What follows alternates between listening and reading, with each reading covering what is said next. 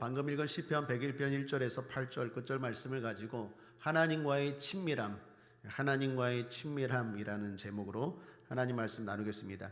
우리나라에도 있는 YMCA 창립자는 영국 분이라고 합니다. 윌리엄스라는 분입니다. 그런데 이분은 가난한 농가에서 태어났다고 합니다. 젊은 날을 양복점 직공으로 힘들게 보내었다고 합니다. 그런데 16살 때 다음과 같은 결심을 했다고 합니다. 하나님께 온 마음을 바치고 봉사의 삶을 살겠습니다. 결국 그는 결심한 대로 YMCA, 즉 Young Men's Christian Association, 직역하면 그리스도교 청년회, 이게 YMCA, 그의 첫 글자만 따서 Young Men's Christian Association, 그리스도교 청년회를 설립하게 됐다라는 것입니다. 아프리카 흑인의 친구로 불리우는 분이 계십니다. 슈바이처 박사입니다. 이분은 21살 때 다음과 같은 결심을 했다고 합니다. 30살까지는 학문과 예술을 위하여 공부하고 30세 이후로는 다른 사람을 돕기 위하여 살겠습니다. 하나님 도와주옵소서. 결국 결심한 대로 공부하고 살아서 위대한 일을 이루었다라는 것입니다. 무언가를 이루어내는 데는 결심이 필요합니다. 그것이 크든 적든 위대하든 초라하든 결심은 사람에게 성취에 있어서 중요한 요소다라는 것입니다. 과거에 읽은 신문 기사입니다. 2009년 11월 5일자 경향신문에 난 기사입니다. 60대 할머니가 운전면허를 따셨다는 기사였습니다. 그런데 무려 필기시험에 950번째 도전해서 합격했다라는 기사가 실렸습니다. 필기시험만 950번째입니다. 실기시험까지 합하면 960번의 도전 끝에 면허증을 땄다는 것입니다. 제가 너무 도전이 되어서 기사를 메모해 두었습니다. 이분의 성함이 차사순 여사 할머니이십니다. 당시 면허를 땄을 때 나이가 68세였다고 합니다. 이분이 운전면허 시험에 도전한 때가 2005년 4월이었다고 하니까 약 5년 만에 필기시험 따고 그리고 실기시험 붙고 그 면허증을 손에 넣은 거예요. 5년 만에, 5일 만에 따십시오. 그동안 들인 인지 때만 해도요 500만 원이 넘는데요. 안 그러겠습니까? 뭐 그냥 시험 볼 수 없죠. 인지 때 붙이잖아요. 그 시험장을 오가면서 들인 버스비와 식비를 하시면 1,000만 원이 넘는다고 합니다. 이 차 한 대 뽑은 거예요. 운전면허 따기도 전에 벌써 차 한 대 값 날라간 것 같아요. 1,000만 원. 그럼에도 포기하지 않은 게 결심 때문이었다고 합니다. 전주 시장에서 장사를 하는데, 야채 장사를 하는데 내가 면허를 꼭 따야겠다. 그리고 더 나아가서 우리 손주들에게 결심이 얼마나 중요한 걸 꼭 보여줘야겠다. 그것 때문에 그 많은 돈과 시간 그리고 5년여 만에 결국 마침내 끝내 면허증을 땄다라는 것입니다. 이 소식이 너무 대단해서 뉴욕타임즈, 시카고 트리뷴 신문 등 세계에도 소개되었다고 합니다. 제목이 뭔지 아십니까? 의지의 한국인. 차사순. 여러분 너무 멋있지 않습니까? 이처럼 사람이 마음을 정하고 결심을 하는 건 대단히 중요한 일입니다. 그런 점에서 신앙인도 성도도 결심이 중요합니다. 여러분 성도는 어떤 결심을 해야 될까요? 오늘 본문에 다윗이 모델입니다. 다윗은 이런 결심을 합니다. 2절입니다. 다시 한번 함께 읽겠습니다. 시작. 내가 완전한 길에 주의하오리니 주께서 언제나 내게 임하시겠나이까. 내가 완전한 마음으로 내 집안에서 행하리다. 여기 완전한 길, 완전한 마음, 완전하다라는 말을 2번이나 강조합니다. 시편 전체에서, 지금 101편 전체에서 강조하고 있습니다. 완전한이라는 말은 흠없는 이라는 뜻입니다. 그렇습니다. 다윗은 하나님 앞에 흠없는 삶을 살겠습니다 라고 결심하는 것입니다. 그러면서 눈을 이야기합니다. 3절입니다. 함께 읽겠습니다. 나는 비루한 것을 내 눈앞에 두지 아니할 것이요 배도자들의 행위를 미워하니 이것이 내게 붙잡지 아니하리이다. 나는 나쁜 거나 무가치한 거나 나를 흔드는 거나 나를 더럽게 하는 것들은 보지 않겠습니다. 내 눈앞에 두지 않겠습니다 라고 결심하는 거예요. 뿐만 아니라 자신의 주변 사람들도 그렇게 살게 하겠다고 결심합니다. 5절입니다. 그 이웃을 극히 허는 자를 내가 멸할 것이요 눈이 높고 마음이 교만한 자를 내가 용납지 아니하리로다. 내 주변에 영향력, 내가 힘을 끼칠 수 있는 모든 사람이 그렇게 자신처럼 흠없는 사람이 되게 하기 위해서 노력하겠다는 것입니다. 또한 흠없는 자들과 함께 하겠다고도 말합니다. 6절을 보십시오. 내 눈이 이 땅에 충성된 자를 살펴 나와 함께 거하게 하리니 완전한 길에 행하는 자가 나를 수종하리로다. 내 주변에 흠없는 사람을 찾아서 그들과 어울리고 그들에게 선한 영향력을 끼치고 또 선한 영향력을 받고 그렇게 함께 거하겠다라고 결단하는 것입니다.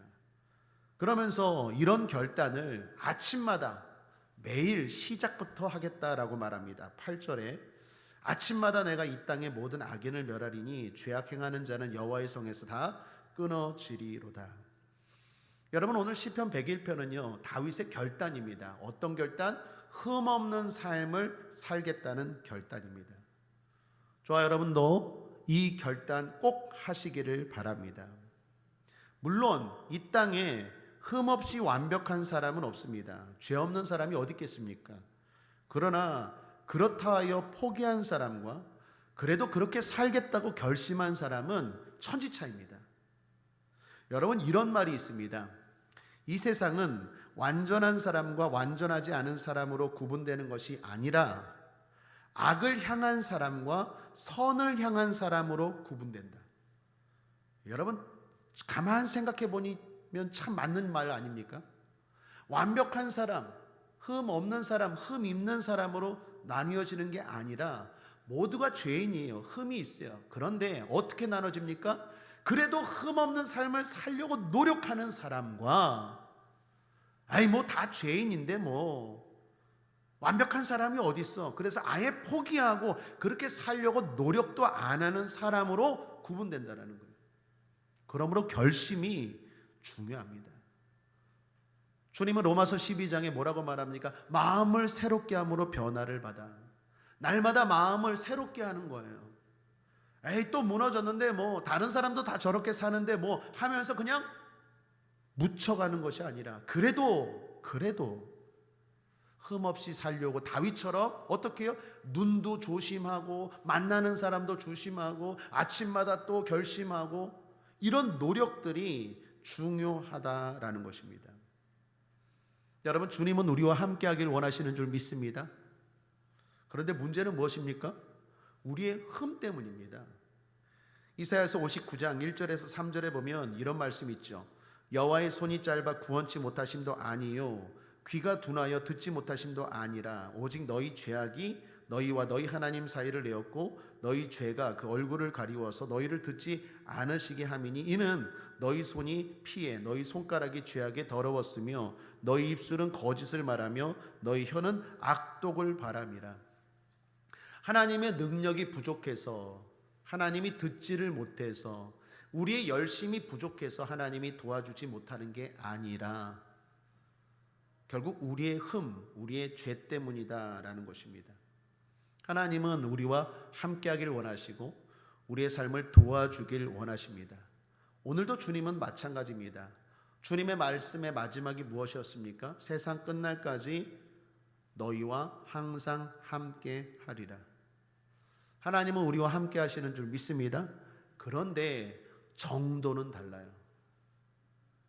하나님은 모든 성도와 함께 하시지만 함께 하신다는 사실은 똑같지만 함께하는 정도는 달라요. 어떤 사람에게는요 대단히 친밀하게 함께 하십니다. 어떤 사람에게는 함께 하지만 어쩌면 멀찍이 함께 할 수도 있어요. 제 아이들을 보면 친구들이 좀 나눠지는 것 같아요. 여러분, 베프가 있잖아요. 베프, 베스트 프렌드. 친한 친구가 있는가 하면 그냥 아는 친구도 있어요. 여러분도 그렇지 않습니까? 절친이 있잖아요. 아주 친한 친구가 있는가 하면 친구라고 해서 다 친한 게 아니라 좀 덜 친한 친구도 있죠. 하나님도 마찬가지입니다. 우리와 함께 하지만 어떤 성도하고는 아주 친하지만 어떤 성도는 멀찍이 하는 것 같아서 이게 도대체 하나님이 나와 함께 하는 건지 안 하는 건지를 느끼지 못하는 사람도 있어요. 여러분, 성경을 예를 들면 아브라함이나 모세 같은 사람은 어떤 사람입니까? 하나님과 친밀한 사람이었어요. 절친, 친한 친구처럼. 성경에 제가 부러워하는 말입니다. 창세기 18장 17절 아브라함에게 하신 말씀입니다. 여호와께서 가라사대 나의 하려는 것을 아브라함에게 숨기겠느냐. 여러분, 이게 무슨 말입니까? 소돔과 고모라 성을 멸망시키러 갈 때 하나님이 하신 말이에요. 나의 하려는 것을 아브라함에게 숨기겠느냐. 여러분, 얼마나 영광스러운 말입니까? 얼마나 큰 찬사입니까? 나의 하려는 것을 채영이 집사에게 숨기겠느냐. 무슨 말이에요? 쟤는 나랑 비밀이 없다라는 거예요. 친구라는 거예요. 모세는 더합니다. 출애굽기 33장 11절에 사람이 그 친구와 이야기함 같이 여호와께서는 모세와 대면하여 말씀하시며, 사람이 친구와 이야기하는 것처럼 하나님은 모세와 그 정도로 친했다라는 거예요. 다윗도 마찬가지고 바울도 마찬가지입니다. 예수님의 12제자 가운데도요, 베드로, 야고보, 요한은 예수님과 절친이었어요. 예수님이 중요한 사건에는 12제자를 다 데리고 간 게 아니라 꼭 베드로, 야고보, 요한 요 3명을 꼭 데리고 갑니다. 그 3명 중에서도 굳이 꼽으라면 베드로. 여러분, 다 제자입니다. 제자라는 사실은 똑같지만 친밀한 정도는 다르다라는 거예요. 우리의 목표는 뭡니까? 주님이 함께 하세요. 맞아요. 그런데 함께 한다는 건 맞지만 친해지고 싶어야 되는 거 아니겠습니까? 그 말은 우리 입장에서는 복이라는 거예요. 복. 친한 사람이 기도하는데 왜 안 들어주겠습니까? 친한 사람이 함께 한다는데 왜 역사하지 않겠습니까? 그러므로 사랑하는 여러분, 모세처럼 아브라함처럼 다윗처럼 하나님 앞에 우리도 친밀한 존재가 되기를 주님의 이름으로 축복합니다. 자, 그러기 위해서는 다윗처럼 흠없는 삶을 살기 위해 노력해야 되겠는데 두 가지 다윗에게서 배웁니다. 첫 번째 배울 점은 죄악된 일에 단호해야 합니다. 여러분, 3절을 보십시오. 함께 다시 한번 읽어보겠습니다. 시작. 나는 비루한 것을 내 눈앞에서 두지 아니할 것이요 배도자들의 행위를 미워하니 이것이 내게 붙잡지 아니하리이다. 여기 특이한 말이 나와요. 붙잡다라는 말이 뭔 말입니까? 붙잡다라는 말이 히브리어로 이드바크인데 뜻이 이렇습니다. 힘껏 뒤따라가서 들러붙다라는 말이에요. 여러분, 이게 아주 의미심장한 말입니다. 제가 묵상하면서 큰 깨달음을 얻은 중요한 말이 이 말입니다. 다시 말하면 내가 악한 것들을 증오하고 미워하지 않으면 이게 어느 순간 힘껏 전속력으로 따라와서 나를 어떻게 해요? 들러붙는다라는 거예요. 여러분, 경험해 보셨죠? 하나님이 싫어하는 일들, 죄악된 일들을 내가 그냥 적당히 선을 두는 게 아니라 아주 미워하고 단호하게 증오하고 멀리하지 않으면 어느 순간 이게 슬그머니 다가와서 내가 또 그 일을 하고 있어요. 내가 또 그 행동을 하고 있다니까요. 그게 붙잡다라는 말이에요. 이드바크라는 말이에요. 그래서 다윗은요, 하나님이 싫어하는 건 아예 처음부터 단호하게 멀리했다라는 것입니다. 8절도 다시 보시면 아침마다 내가 이 땅의 모든 악인을 멸하리니 죄악 행하는 자는 여호와의 손에서 다 끊어지리로다. 이게 무슨 말입니까? 다 죽인다는 말입니까? 아니요. 그만큼 내가 단호하게 살겠다라는 거예요. 왜? 그렇지 않으면 어느 순간 또 넘어지기 때문에. 우리에게 큰 깨달음이 있지 않습니까? 왜 우리가 그걸 끊어버리지 못합니까? 왜 우리가 하나님 앞에 흠없는 삶을 잡고 살지 못합니까? 단호하지 못해서 그래요. 미워해야 돼요. 아주 처음부터 멀리해야 돼요. 그렇지 않으면 어느 순간 이게 붙잡다라는 거예요. 고려 말에 이방원의 하여가 한 대목입니다. 이런들 어떠하리 저런들 어떠하리 들어보셨죠? 정몽주의 단심가의 한 구절입니다. 임향한 일편단심이야 가실 줄이 있으라. 여러분, 신앙은 하여가입니까? 단신가입니까? 단신가입니다. 이런 들었다리 저런 들었다리 하는 순간 결국 나는 하나님 앞에 죄악된 모습으로 설 수밖에 없다라는 것입니다. 신앙 좋은 성도의 특징이 무엇입니까? 결단, 단호함입니다. 두 번째, 하나 더 배우는 것은 자신에 대해서 자만하지 말아야 됩니다. 여러분, 오늘 다윗은 흠없는 삶을 위해서 특별히 뭘 강조합니까? 관계를 강조합니다. 흠없는 자들과 함께 하겠다고 말합니다. 흠 있는 자를 멀리 하겠다고 말합니다. 그들이 자신의 영향권에 있으면 그들도 변화시키겠다고 말합니다. 여러분, 왜 이렇게 다윗은 관계를 강조할까요? 신경 쓸까요? 그만큼 영향을 받기 때문입니다. 사랑하는 여러분, 혼자서는 안 됩니다. TV 가운데 나 혼자 산다라는 프로그램이 있습니다. 나 혼자 사는 사람들의 이야기입니다. 그런데 제가 그 제목을 볼 때마다 이런 생각을 합니다. 나 혼자 사는 건 되지만 나 혼자 잘 사는 건 안 돼. 여러분, 나 혼자 살 수 있죠. 그러나 잘 사는 건 안 돼요. 특별히 성도는 더욱 안 됩니다. 왜요? 신앙은 혼자서는 안 돼요. 누군가 날 위해서 기도해 주고, 누군가 날 위해서 붙잡아 주고, 누군가 날 위해서 쓴소리를 해줘야 돼요. 그렇지 않으면 신앙생활은 절대로 잘 될 수가 없습니다. 위대한 신앙인들의 주변에는 위대한 친구들이 있었죠. 다윗 같은 경우에 요나단이 있었고, 바울에게는 바나바, 종교개혁가 마틴 루터에도 멜랑어톤, 다니엘 같은 경우 사드락과 메삭과 아벳느고, 모세에게는 아론, 예수님도 혼자가 아니라 12제자와 함께. 혼자서는 절대로 흠없는 삶을 살 수가 없습니다. 그러므로 여러분, 주변의 사람들을 돌아보십시오. 사람은 사람에게 영향을 안 받을 수가 없습니다.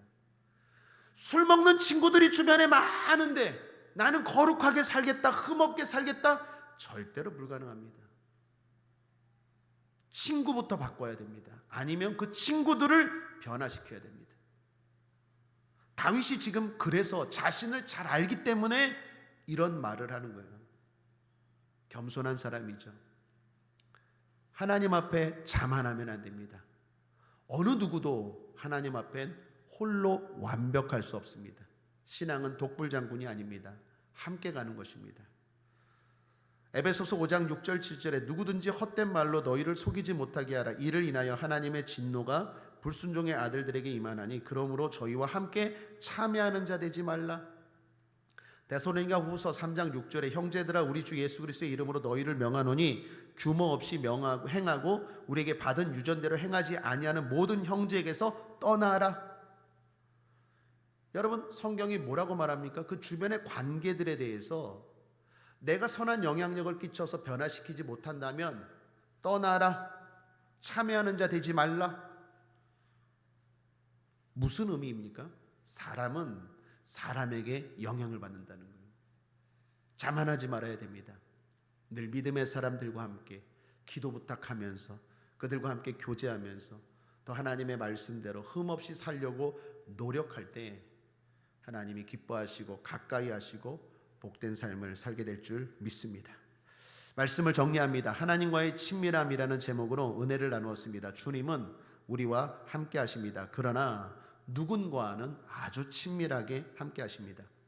그 사람들의 공통점은 흠없는 삶을 살기로 결단하는 사람입니다. 바로 다윗과 같은 사람입니다. 다윗처럼 결단하며 삽시다. 특별히 다윗처럼 악에 대해서는 단호하고 자신에 대해서는 겸손합시다. 그럴 때 흠없는 삶이 가능하고 그럴 때 주님은 우리를 더욱 친밀하게 대해 주실 것입니다. 기도하겠습니다. 좋으신 하나님 아버지, 흠없는 삶을 살기 위해서 오늘도 결단하고 노력합니다. 성령님 도와 주시옵소서. 그래서 더욱 주님과 가까이 더욱더 친밀한 우리 신앙 되길 원합니다. 성령님 역사하여 주옵소서. 우리가 알면서도 연약합니다. 성령님 우리를 붙잡아 주시고 함께하여 주셔서 우리의 노력이 헛되지 않게 하시고 우리의 노력이 무너졌을지라도 또 결단하고 또 결심하여 마침내 흠없는 삶을 점점 이루어내는 우리의 삶 될 수 있도록 축복하여 주옵소서. 감사드리며 예수님의 이름으로 기도했습니다. 아멘.